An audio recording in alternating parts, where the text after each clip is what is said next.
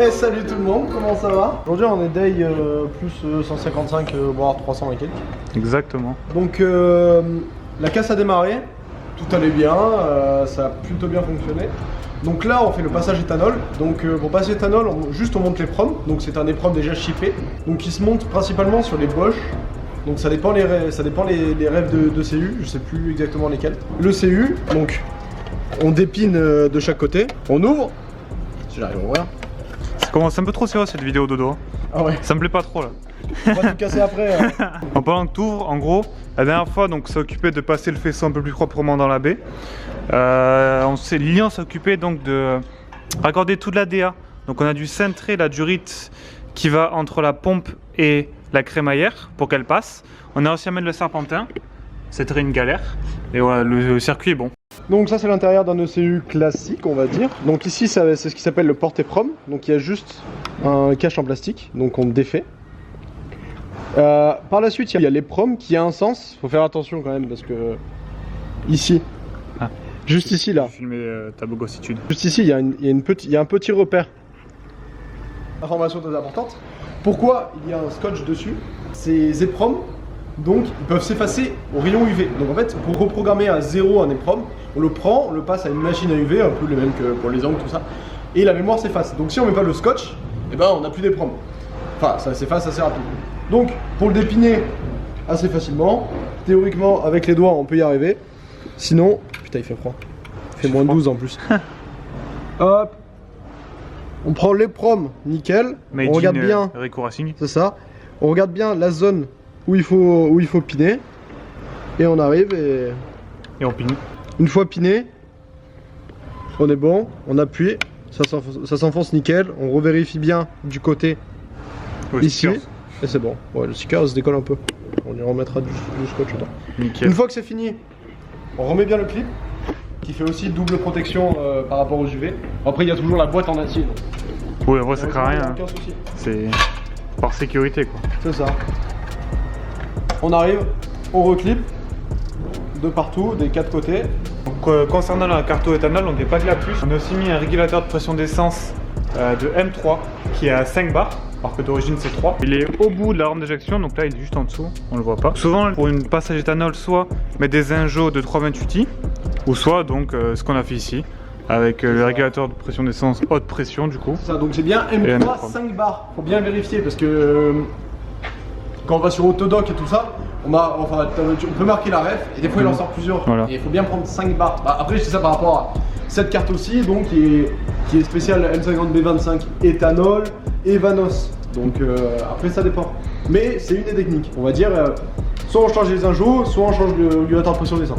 C'est ça. Moi pour vous dire, je l'ai acheté sur Oscaro. Parce que c'est le seul endroit je crois où j'ai trouvé où il y avait marqué bien 5 bars. Ouais c'est ça. Du coup je l'ai pris sur Oscaro. Ouais, faut pas se faire niquer. Voilà. Dans la merde. Et deuxième puce qu'on aura à monter, on va pas le faire de suite parce qu'on a des choses à faire, c'est comme mon compteur c'est un 4 cylindres d'origine, parce que 3 saisies, il y a une puce à changer pour convertir en gros les tours minutes et correspondre bien au moteur. Mais ça on le fera une prochaine fois. Là aujourd'hui on va s'occuper donc de remonter tout ce qui reste autour du moteur, sûrement remonter la face avant et peut-être voir pour la ligne. Mais... Moi je vais commencer je pense à regarder la ligne. Parce que ça a l'air d'être un sacré merdier, parce que du coup vu qu'il est passé en collecteur eBay, donc il n'y a plus rien qui va par rapport à la ligne, parce qu'en plus c'est une ligne achetée ailleurs, enfin c'est vite compliqué, donc faut tout regarder, et puis on va dire que l'espace disponible entre le sol et le bas de la voiture est pas énorme, donc c'est le retour... vivement le pont hein. Ah ouais. Vivement le pont. Ah clairement, parce que là Dorian Lafouine il en a marre.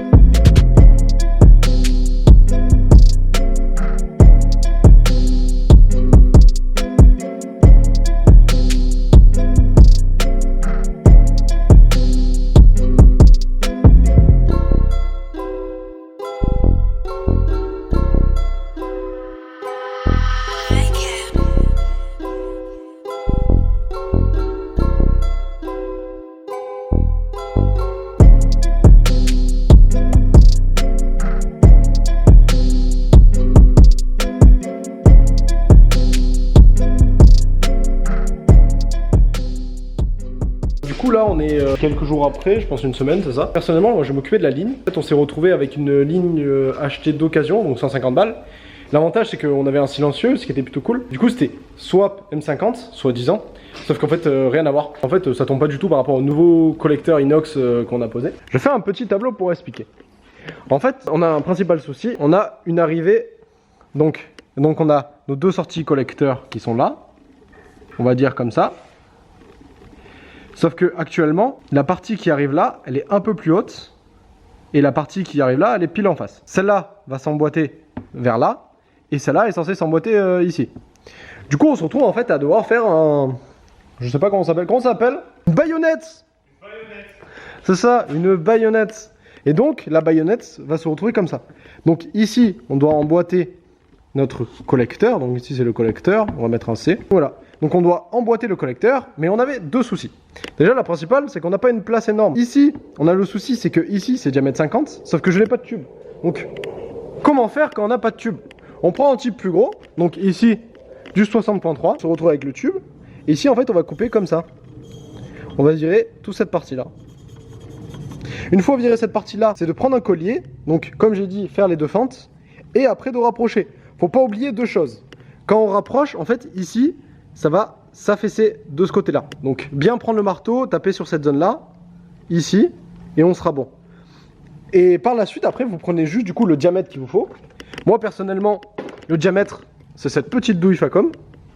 Petite qui est quand même du 36. Et une fois que vous avez le bon diamètre, il vous faut quand même un petit espace. Et c'est grâce à cet espace que une fois que vous aurez pointé cette zone-là, hop, une fois que vous aurez pointé cette zone-là, vous pourrez donc resserrer un peu plus toute la partie à l'avant qui va se prendre tout autour de votre collecteur qui se prend ici. Et du coup, au final, ça ne bougera pas.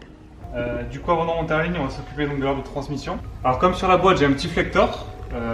C'est pas un arbre de 324 TD qu'on voit souvent sur les swaps. Parce que comme c'est un petit flector, encore une fois, c'est un arbre de E30 320i, donc qui fait la bonne taille. Donc l'avantage, c'est que j'ai pu la changer le flector parce qu'il était déjà sur la boîte quand je l'ai acheté. Et que l'arbre m'a coûté 20 € et pas 130 comme les arbres de 324 TD. Donc c'est cool. Ce qu'on a juste fait, c'est j'ai remis un coup de peinture depuis. Et on a changé le palier parce que impossible de récupérer l'ancien et puis quitte à y être en mettre du neuf. Donc là on va le remonter et puis on va continuer la ligne.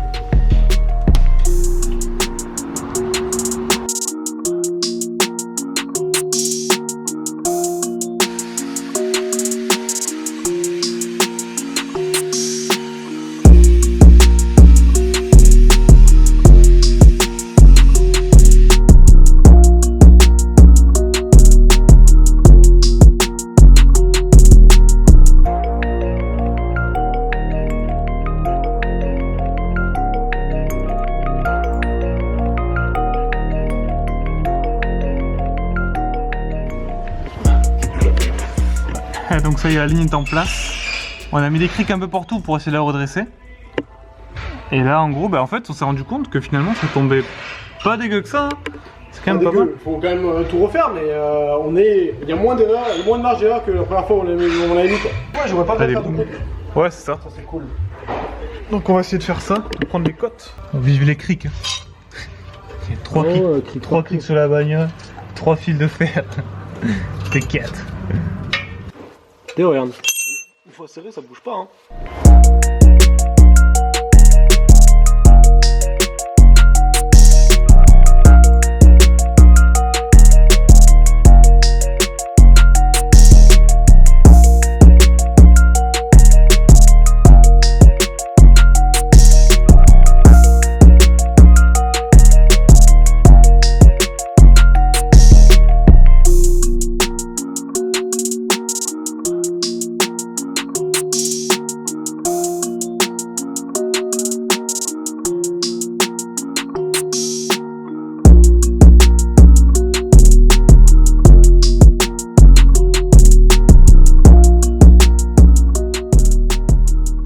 Yo les gars, bon on continue.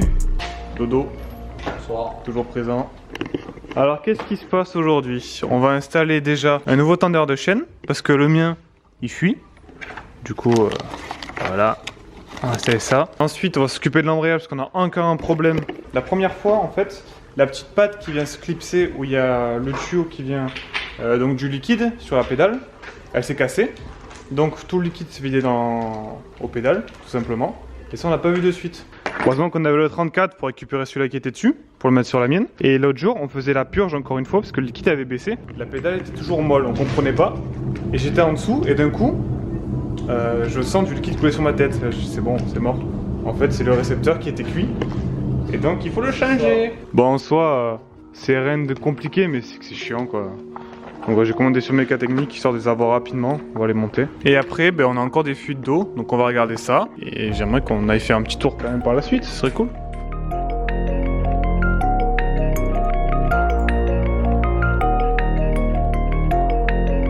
It looks like you lost another one.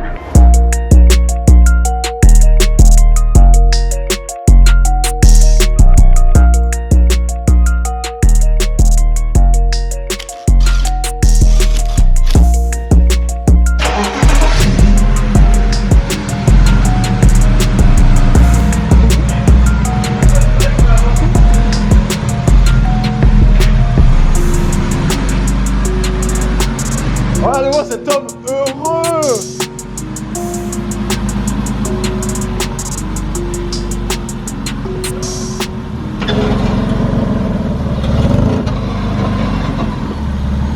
C'est rien, t'inquiète!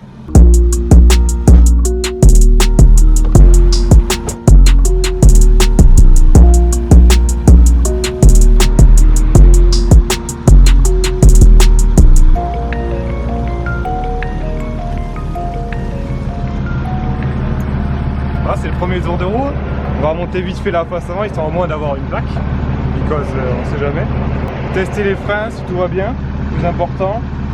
Et voir si ça avance. Qu'est-ce que t'en penses, Toto? Ah, moi je valide totalement, hein, parce qu'on peut aller faire les cons sur la route. Je trouve que y a pas de questions à se poser. Ah, je suis trop content. À la fois, je stresse un peu quand même, je te l'avoue. Ah oui. Moi ce qui me fait peur c'est un peu la ligne qui touche, mais bon. Ceux qui a pas des cratères dans la cour.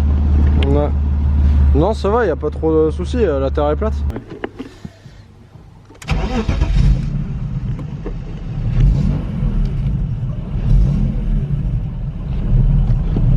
C'est bien parce que du coup on pourra voir si ça fuit. C'est bien. Nickel. Bon, le freinage il est pas optimal je pense. On va faire une petite purge. Ouais. Le short shifter est short. Il short shifter. Il short shift bien.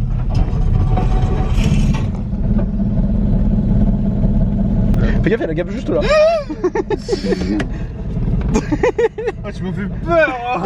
Attends, juste fais une marche arrière moi. On a toujours un souci de soubassement, monsieur Clem.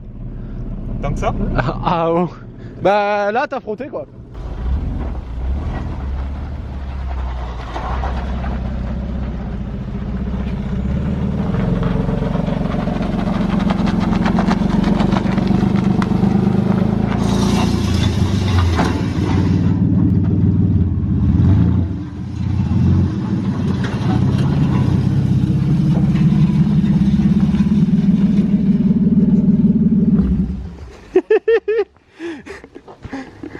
Chef, on a un souci. C'était quoi l'objectif de drifter ou de retourner la terre en fait? Parce que j'étais pas trop sûr.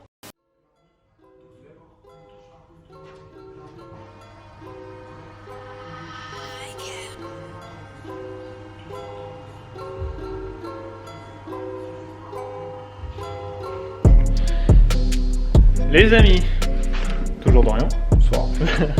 On a essayé de faire ce fameux petit tour comme on espérait depuis tant d'années, depuis tant de mois. Ça fait 15 fois combien on espérait conduire? Ouais. Pas. Alors, bah en fait c'est bien ce qu'on pensait, hein. La ligne est beaucoup trop basse. Elle est vraiment trop basse, c'est-à-dire que je suis sorti, j'ai clairement labouré le chemin. Claire, il n'y a pas de mots, j'ai vraiment labouré le chemin. Et donc en fait il n'y a pas le choix, il faut faire une ligne. On a fait une ligne complète et du coup bah, ça va prendre encore du retard. Mais de toute façon je comptais venir plus tard à faire une ligne. Donc bah, ce sera maintenant, hein. Tant pis. Fait que ça avait sorti un peu plus de sous alors que j'ai toujours pas roulé. Alors que comptait rouler début mars au budget, donc ça tombe à l'eau pour moi. Donc là, je vais tout acheter et on va se faire ça. Et au moins plus de problème. On pourra vraiment faire une prise pour la FR propre, une prise pour la lambda propre. C'est ça, puis il y aura une ligne pépite, on saura comment elle sera soudée, comment elle sera mise et tout, parce que là, ça a été un peu de la réadaptation, j'ai modifié, j'ai passé du temps. Ça, on la voit, la ligne elle est pas belle. Hein. Ouais, non, mais déjà elle est mal soudée, mais surtout que j'ai mis beaucoup de temps à tout réadapter. Le temps qu'on a perdu, gros. Alors qu'en fait, c'était ajouté dès le début et puis next. La preuve que des fois, il vaut mieux garder son argent, mettre un peu plus et faire un truc propre. C'est vrai que c'est pas trop mon style, faire des trucs à l'arrache comme ça, mais c'est vrai que je voulais vite rouler. Et donc voilà. Le problème, c'est à ce niveau-là, ici, que ça touche, c'est le plus bas possible. Et le collecteur c'est un enfer. Il touche le pont. Donc on a dû lever avec des petits bouts de bois, le temps d'enlever le collecteur, et on le relèvera plus proprement par la suite. Mais le collecteur, il est beaucoup trop bas. C'est un enfer. On va le couper à ce niveau-là à peu près. On va le reprendre plus haut avec des colliers V-band. Mais là, c'est vraiment... C'est inroulable. Enfin, c'est roulable si t'as un 4x4. Pour le projet que c'est pas possible. Donc voilà, bon, on est déçus. Je pense que vous êtes déçus aussi. On a kiffé faire un vrai tour sur la route. Au lieu de ça, on a fait de l'agriculture. Donc Dorian, on se dit à la prochaine pour une nouvelle vidéo. Ouais, et la prochaine fois, ça va être du coup le soudage de la ligne. On va faire toute la ligne sur mesure et puis normalement ça devrait drifter. En espérant que cette fois-ci ça drift et qu'on ne trouve pas d'autres soucis. Faut s'abonner. Ah oui, abonnez-vous. Et aussi abonnez sur Instagram. Hein. Ouais. Bon allez, à bientôt et kiss.